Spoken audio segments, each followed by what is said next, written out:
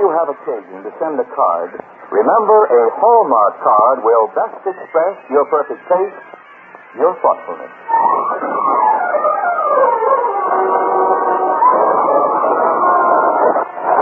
The Hallmark Charlotte Greenwood Show. And here she is, that lovable lady of stage, screen, and radio, Charlotte Greenwood.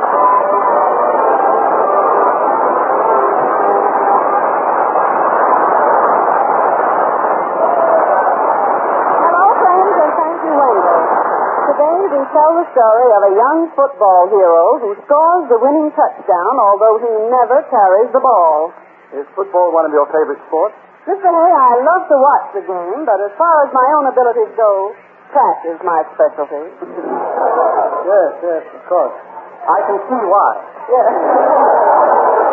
As a matter of fact, in one of the Olympic Games, they wanted me to enter the high hurdle races. As a runner, Mrs. Greenwood? No, as a hurdle. And it isn't Mrs. Greenwood, it's Miss Greenwood. Oh.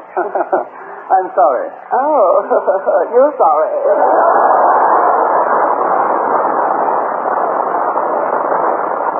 Friends, Charlotte Greenwood has as her special guest today the distinguished star of stage and screen, Mr. Donald Crisp. Yes, ladies and gentlemen, Charlotte Greenwood is brought to you this Sunday and every Sunday at this time by the makers of Hallmark greeting cards to remind you that whenever you want to remember someone, you'll find a Hallmark card that says just what you want to say, the way you want to say it. So when you choose a card, look on the back for the three identifying words, a Hallmark card. Yes, don't forget, a Hallmark card will best express your perfect taste, your thoughtfulness.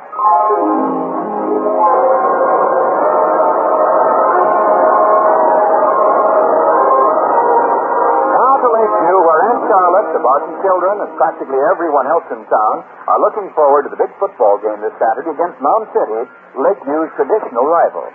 Aunt Charlotte has stopped by the high school to see the principal, Mr. Hayes, but on the way to his office, she is mobbed in the lower hall by a group of student fans. Isn't this super, Miss Greenwood? A real movie star in our school. Miss Greenwood. Yes, please sign your autograph across the top of this screen, my dear. Will you please? Surely I'd be glad to. There. Now, well, heavens, now you're seeing read Charlotte Greenwood, my pet peeve. Yes. Oh, Miss Greenwood, why don't you visit our class and study some Shakespeare drama? If you know we're studying Shakespeare's Romeo and Juliet now. And do you know that I was one of the first actresses who was ever asked to play Juliet? Well, Miss Greenwood, many actresses have been asked to play Shakespeare's Juliet. Yes, but not by Shakespeare himself.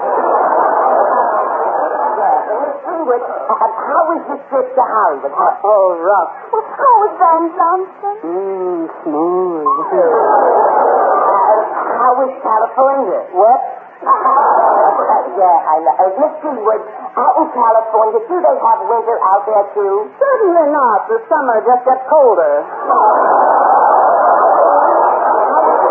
Just a minute now. I was supposed to be in the principal's office right now. Now, will someone show me the way? Oh, I will. I'm going right past it. Me too. Right past it. Yes, I don't want to... I don't want to go right past it. I want to go right in it.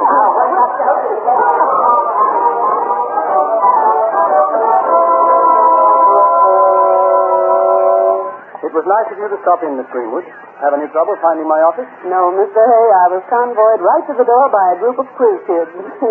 High school kids certainly know the answer these days. How true. How very true. Now, when I was young, I didn't know the answer. I didn't know the questions.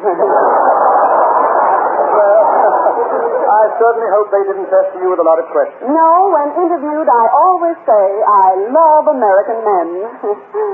And I mean it. Yes, quite. Miss Greenwood, we're very fortunate to have a woman of your ability take over the entertainment for our football bank on Saturday night. Oh, I'm happy to do what I can, Mr. Hay. Well, you're certainly doing a great deal. Acting in it, writing it, directing it, producing it. I'd say you've got everything Orson Welles has. I wish I had everything Rita Hayworth has. Well, with your help, I know the annual football banquet would be a gala affair. Well, it'll be a gala affair without anybody's help if the team wins Saturday. But, Miss Greenwood, it must be a lively evening in any event, whether we win or lose. But, Mr. Hay, how can we lose with Biff Jenkins, Wingfoot Malone, and Todd Roos on the team? Well, with them, we have an excellent chance to win. With them? You say that as though there were a possibility they may not play Saturday. Unfortunately, between now and Saturday's game, there's a little hurdle called midterm examination. Oh, However, the entire student body is looking forward to winning that game. what about you, Mr. Hay? Well, just so we have a team and it puts up a good fight, that's the important thing. Oh, but you would like to win, wouldn't you? Well, when you're as much a part of Lakeview High as I am, it's humans who want to win. But I guess you understand how I feel about this school and its students? I can also understand why, Mr. Hay. When I came in here a little while ago and saw those worn steps scuffed by generations of young feet, and saw the handrails polished by thousands of young hands, and the carvings in some of the window ledges dating back to the last century, and the trophies won through the years, well, I knew I wasn't in just another building. No, Miss Greenwood. You were looking at the continuing tradition that no one who was ever a part of it could possibly forget. Perhaps I feel it more deeply because only in my dreams was I ever part of anything like it.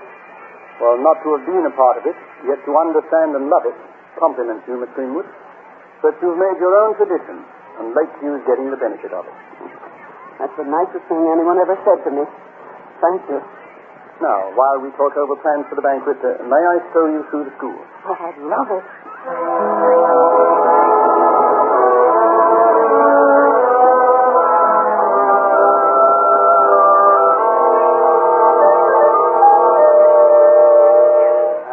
Our football practice field, Miss Greenwood. Isn't that your Jack coming this way? Yes, it is. Oh, even under that camouflage, I'd recognize his lanky frame. Look at him go. He handled himself very well indeed. Doesn't he? Oh, he ran that 30 yards without spilling a drop of the water in that bucket. Oh, gosh, did you see those three guys go? Look at them. Biff Jenkins, 5'11", Wingfoot Malone, 6'1", Todd Roos, 6'2". You know what you got when you put those three guys together? One Charlotte Greenwood. Hey, with those three guys Saturday, we just can't lose. We'll smear them on City, won't we, Mr. Hayes? That's a fine spirit. Now I know why Lakeview's nearly always a winner.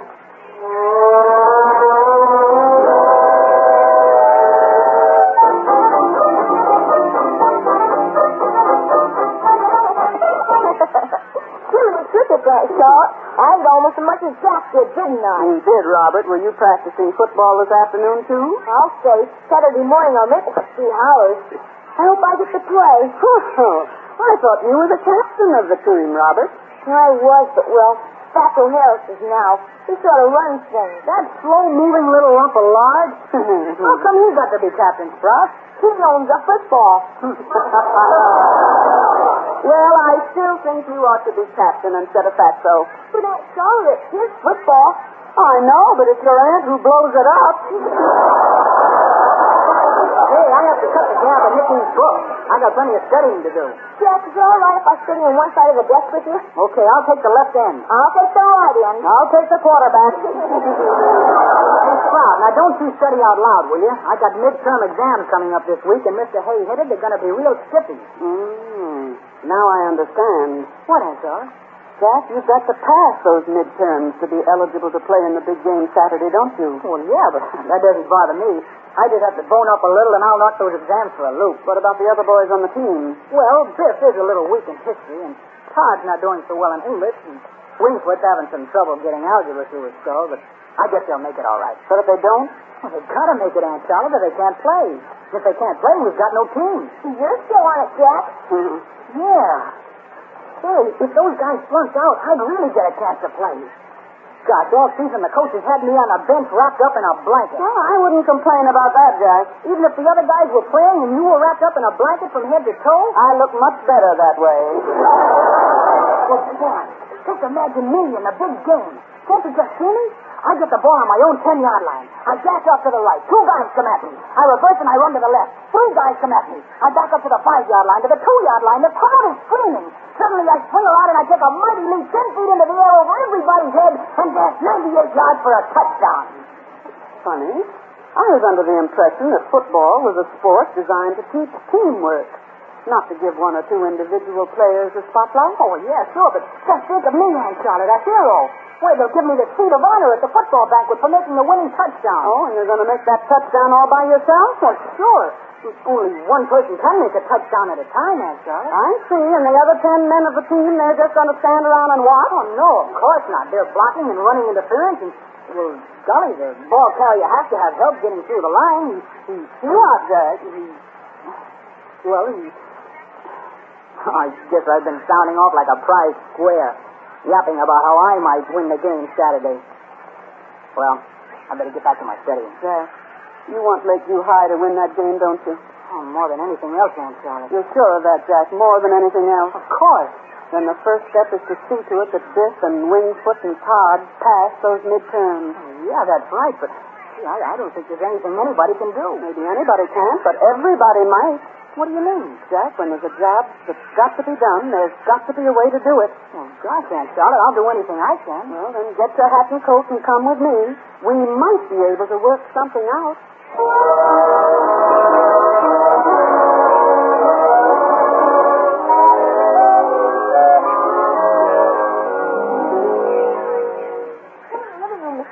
I want to attend you till Charlotte comes down. Fine, son, fine. Say, are you really principal of the high school? That's right, Robert. That's funny.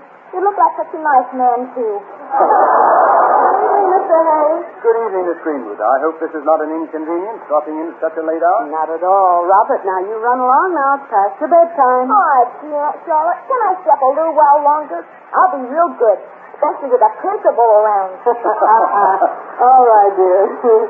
Mr. Hay, I suppose you want to know what I've lined up in the way of entertainment, Oh, I think we can leave that entirely up to you, Miss Greenwood. Mm-hmm. But, well, I'd like to ask your advice on another matter that's rather troubling me. Aunt Charlotte, I'm getting sleepy. Can I sit in your lap? Shall I help him up? No, he can get up by himself. He's in training to be a mountain climber. There we are now. Now, Mr. Hay, what's troubling you? Miss Greenwood, something usually tells me what my students are up to. But I have to admit that the antics of our team have been completely baffling me up at this point. What antics, Mr. Hay? Wherever I turn, I bump into one or more players in the private huddle, and they all act guiltily. Oh, I see. Now, I know you have a very frank and open relationship with Jack, and so I thought that possibly you might be able to find out what's going on. I know what's going on, Mr. Hay, but I can't talk. But I can tell you this much. The boys are working on a plan to win that game Saturday. Well, naturally, I shouldn't ask you to reveal the secret. But boys sometimes get the idea that winning a game means so much. They go to rather extreme lengths to do so. But those boys aren't doing anything that you wouldn't approve of. Well, Miss Greenwood, if you've endorsed it, I know it's an honorable plan. And with you backing them up, well, we're going to win or bust. Well, that's a general idea. Especially if my poetry holds up. Poetry? Oh, dear. It looks as if Robert is sound asleep. I'll put him on the Davenport and let him finish his nap. Yes, you know, Miss Greenwood, there really is nothing as peaceful as a sleeping child. But this poetry you... Child. Wait a minute. That's it. Give me a pencil, quick. Well, here you are. That's... In 1914, the world went wild, and America slept like a peaceful child.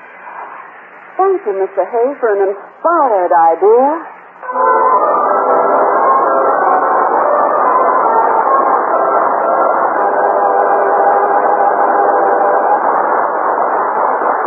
Just a month from today will be Christmas. I'm sure you know how the time will fly until before you realize it, Christmas will be here. That's why it makes good sense to choose your Christmas cards as soon as possible. Unhurried, you can enjoy looking for the Christmas card that would just suit mother or dad or that special friend. And you'll enjoy finding it at your Hallmark dealers. Yes, now while your Hallmark dealer has a complete line of Christmas cards to show you, you'll find the distinctive, unusual cards that are so right for everyone you want to remember. Beautiful cards for each member of the family. Tender Christmas sentiment for sweethearts. And, of course, dozens of gay little cutouts that say, Merry Christmas to the youngsters from Santa. And for friends who appreciate spiritual themes, there are lovely, inspiring, religious cards. At Christmas, as always, you'll find Hallmark cards that say just what you want to say, the way you want to say it. So see your Hallmark dealer tomorrow. Hallmark cards are on display at America's finest stores. Don't forget, a Hallmark card will best express your perfect taste, your thoughtfulness.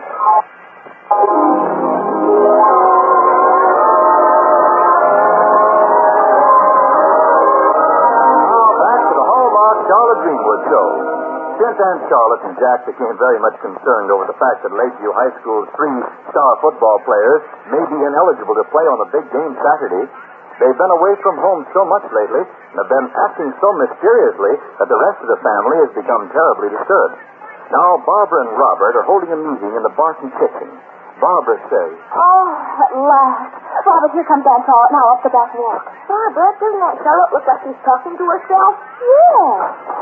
Hello, Aunt Charlotte. Hi, Aunt Charlotte. Columbus sailed the ocean blue in 1492. That's it. We said hello, Aunt Charlotte. Hello, children. Who has a pencil? Aunt Charlotte, what's come over you? You're not yourself. Is Jack home yet? Jack? He's never home. He never eats or sleeps, and he's setting a bad example for Robert. No, things are not as bad as you think, Barbara. But haven't you noticed the way Jack behaves these days? He comes sailing in and out. Wait a minute. Behave? Sailing? In 1945, it's strange how a sailor behaves. From far and from wide, he comes in with the tide, and then he goes out with the wave.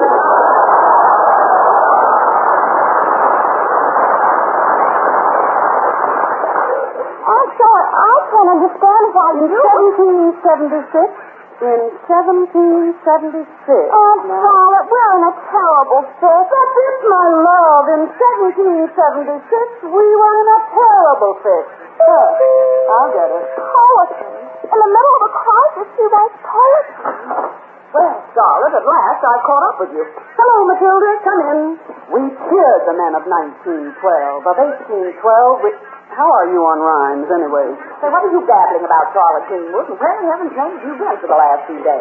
Hello, Mrs. Hamilton. Hiya, Mrs. Hamilton. Hello, children. Nothing seems to rhyme with 12. Charlotte, what about the program for the football banquet? Oh, we have some fine act lineup. Farmer Brown is going to open the show with his trained horse, and then I come on next. The audience will think it's an encore.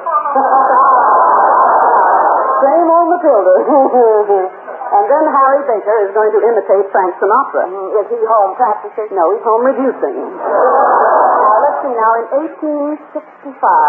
65. Now, look, Charlotte, I'm trying to find out about the entertainment. What else have you? Old Frank Carter is going to saw a man in half. He's very good at that. You remember last year he sawed a man in half? Yes, say, whatever happened to that fellow? He's playing first and third base for the Brooklyn Dodgers. I've got it. Hardly a man is now alive who was there at the finish in 65. Well, I'm looking at a woman who's still around. Same old Matilda. Yeah, but not the same old Charlotte. What in the world's the matter with you? From top to bottom, you're off the beam. From top to bottom, I am a beam. Now, let's see now. In 1812 or thereabout, good heavens, Robert, Barbara, what's wrong with your Aunt Charlotte? Wrong? Why, nothing, Mrs. Hamilton.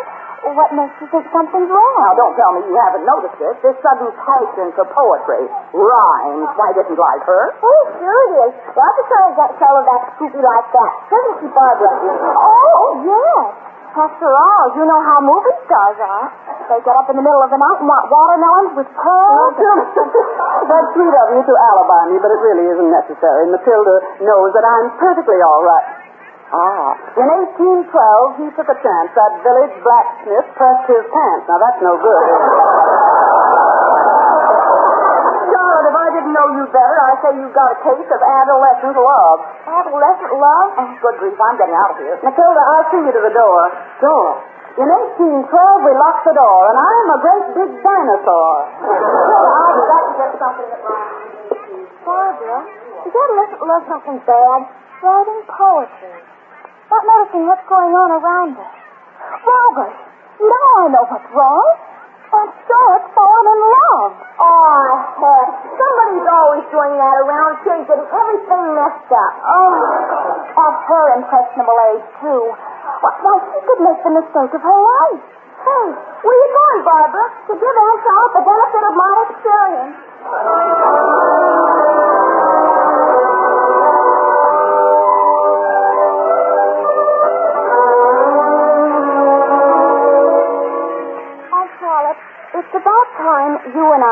heart-to-heart talk. Of course, dear. What is it? It's about love, Aunt Charlotte. Oh, A love between a woman and a man. I see. Is it serious? Well, if it isn't serious, you're going to be the most surprised woman in the world. Barbara, sit down beside me on the bed, dear. Now, suppose you start from the beginning. Well, evidently, you don't realize it, but it's perfectly obvious to everybody else that things have gone pretty far. Is that the beginning?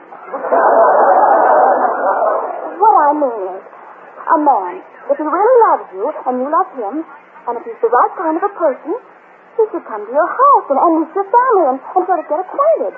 And not ask you to go sneaking off places to see him. Shouldn't he? Well, if he's the right kind of a man, he wouldn't think of doing that, Barbara. Well, I'm glad you agree with me, Aunt Charlotte. That's why I'm talking to you.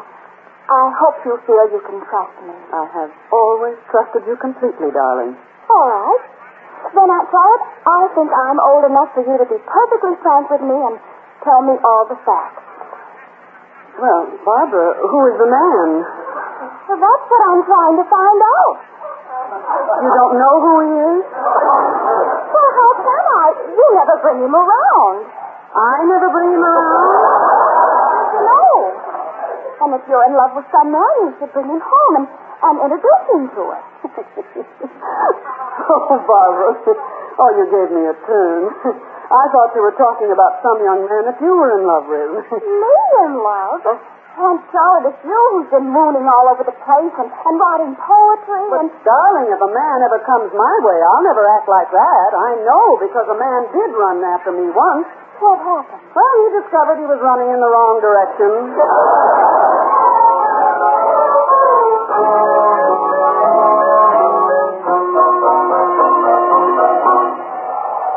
Hurry, Aunt Charlotte. The game must be almost over. I at least want to see some. Oh, I'm sorry we couldn't get here sooner. Oh, that's okay, Aunt Charlotte. How were you to know it was going to take us all morning and half the afternoon to set the stage for the banquet tonight? Oh, I appreciate your helping me, Jack. Oh, forget it. After all you've done, we've done.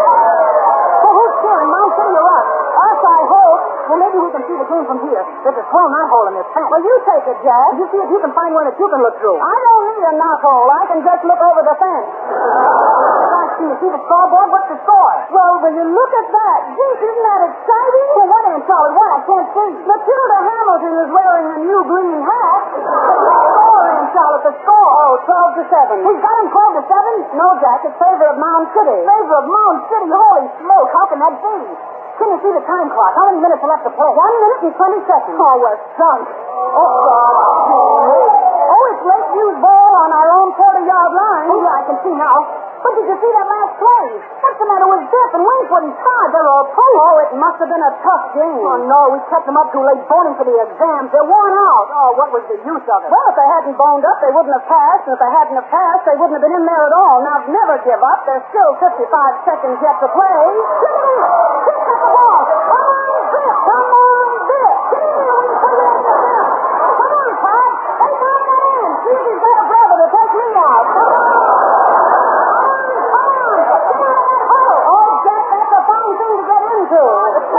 Stop hugging him! Oh, I should be in there. No, I should be in there. That's too far. Wait for interference. Drive for home. Cut back. Reverse the field. Aunt Charlotte, he's out in the open. He's out in the open. Yeah, so am I, and it's cold. Come on. Run. Oh, if he only had my legs. The 5. He's over. We win 13-12. Oh, Biff made the winning touchdown. What do you know? Oh, I know that you're just as much responsible for that touchdown as Biff. Just standing out here yelling at him? Oh, gosh, Aunt Charlotte, I'd have given everything I've got to have had the chance to make that play. Oh, but you did make that play, Jack, because you did give everything you've got. But I wasn't even on the field. But Biff and Wingfoot and Todd were there, weren't they? Yeah, sure. Sure. Well, there wasn't anything sure about it until you gave up your chance to play and gave your full time to help those boys with their studies, so they could be there on that field. But that's not playing in the game. Oh, the band is playing for Lakeview High and Biff and Wingfoot and Todd. But that music is just as much for you, Jack. The cheers are loud. They sound the names of teams. But the heart and the spirit behind those cheers are yours. Believe me, Jack. The most important thing is the heart and the spirit. Instead of playing in the game, Jack, you played the game. That's teamwork.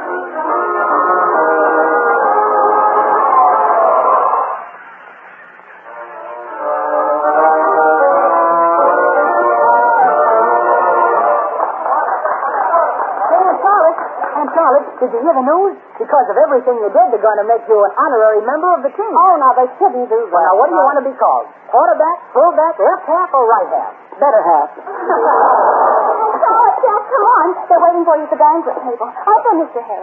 That's right, Miss Greenwood. You and Jack are to have the seats of honor. Oh, seats of honor? Me? Jack, we all know now the part you and Miss Greenwood played in making certain that our 3 stars would be in the game today. That winning touchdown was yours. Gee whiz. The seat of honor. And to Miss Greenwood for her poetry. Oh, And Charlotte, you mean all that poetry had nothing to do with love? Love for Lakeview High School, Miss Barbara. This couldn't memorize his American history dates unless they were in rhymed verse. So Miss Greenwood was elected Poet Laureate. Oh, Aunt Charlotte, so you were only writing poetry to get a fellow to make a grade? Yes, but the next time I hope I can write poetry to make the grade to get a fella.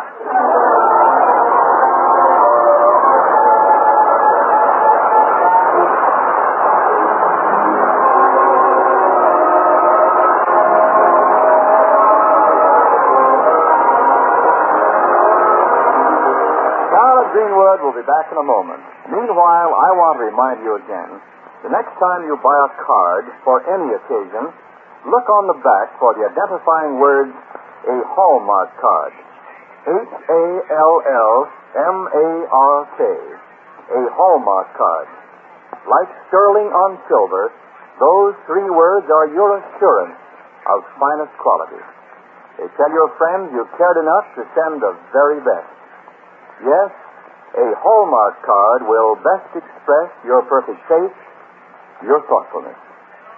And our Charlotte Greenwood. Friends, some friends and I, not long ago, enjoyed a lovely sight. We'd driven to a mountain top upon a starlit night, and down below the city spread, in row on gleaming row, each avenue a golden shaft, beneath the streetlight's glow. The friend who stood beside me said, "What strange things streetlights are. Down there, we hardly notice them.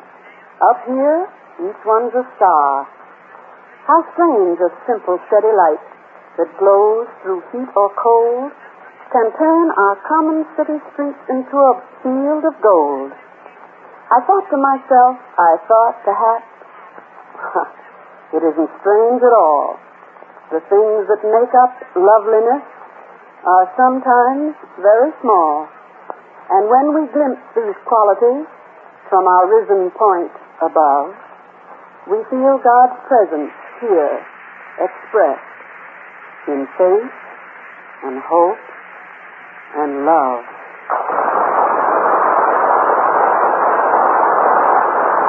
And now until next Sunday at the very same time, this is Charlotte Greenwood saying, so long, friends, until we meet again.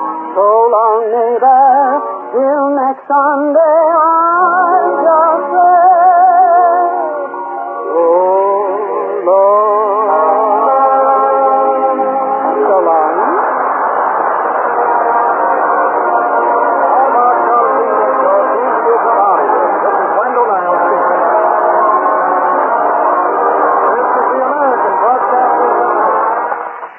Dale Clark at KECA, Los Angeles.